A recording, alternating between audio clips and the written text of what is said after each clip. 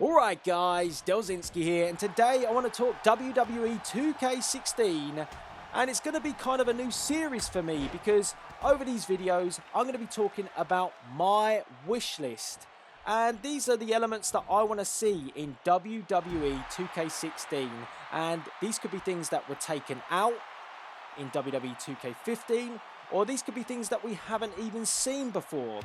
But all of these items will not be overly extravagant.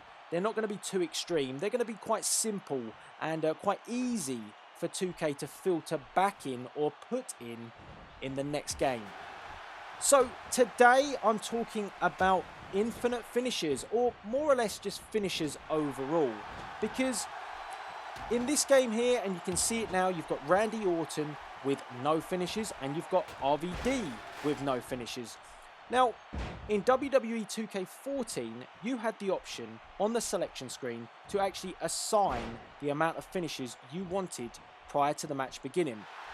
Now, this was taken out of WWE 2K15. As you see, RVD hit his Rolling Thunder, and now RVD has a finisher as he scales the top rope. Oh! He missed the 5-star frog splash, the Viper. Too smart there. But you saw them hit the finisher there, and he now has one finisher stored.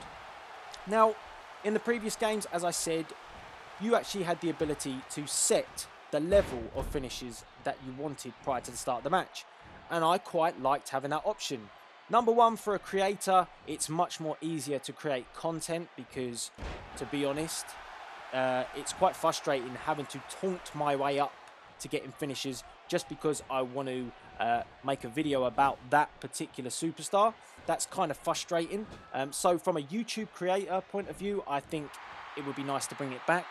But just from a gamer point of view, it gives a bit more of a challenge. So if you're pretty good at WWE 2K15, and if you're going to be pretty good at WWE 2K16, then, you know, you might not need infinite finishes. You might not need one or two finishes. But if you're playing a friend and they're not that great at the game and you want to spice it up a bit, you want to make it a bit more of a challenge for yourself, then why not give them a couple of finishes and you can see if you can overcome the odds. It's almost like a handicap. And that's what I thought was really good about the previous games. You had the option to do that. Whereas now, you know, if you're not great, you ain't really got much of a chance, let's be honest, because if somebody's good at this game, they're going to get their stamina bar up, they're going to get their finishes up very, very quickly, and then it's going to be game over.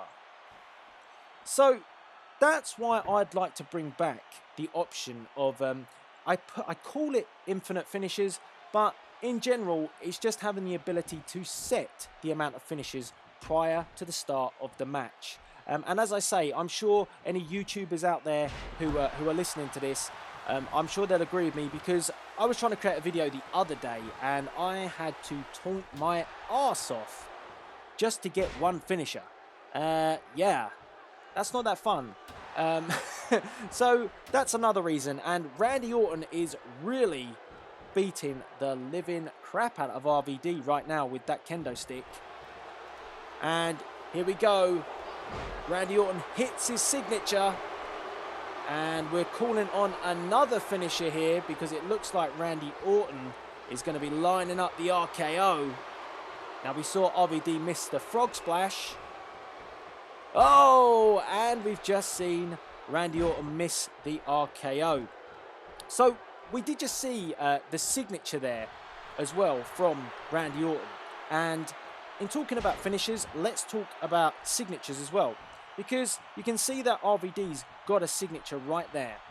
But he will lose that signature when he gets to 150%. And that will either turn into a finisher or he'll just lose that completely. I think there's a cap on it this year of 3 finishes.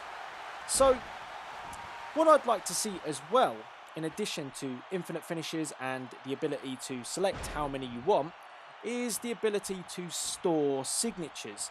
And you can then have the option whether or not you want to use a finisher or a signature during the match, as opposed to just simply losing it. because I think sometimes that can be frustrating. If you're in a flurry and you're building up, but your percentages are going up way too quickly, and you want your finish of the match to be signature bang, then finisher bang, and you just take that one too many punches, then you lose it and it's spoilt your finish. And I think that having that ability as well to just maybe, 2K can build it into their system to click the option of signature, and then you hit the signature bang, and then you hit the finisher boom, and then it's 1, 2, 3. That's all she wrote.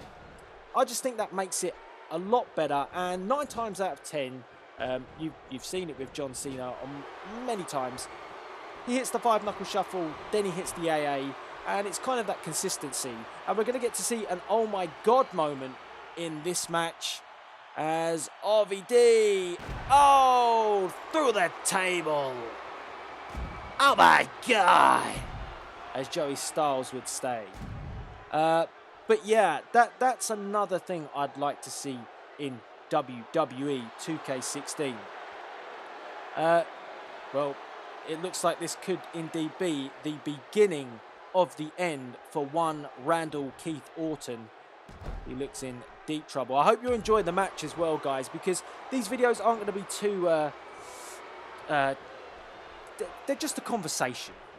They're just me voicing my views of what I think I'd like to see in WWE 2K16. And, I want your guys' interaction. As you see again, Randy Orton back in it. I was counting him out too soon, I think. Whoa! RVD with a comeback. Holy crap, it's all kicking off. As he fires back. Oh, clothesline. Another one. And he ducks. Oh! He caught him right on the button there.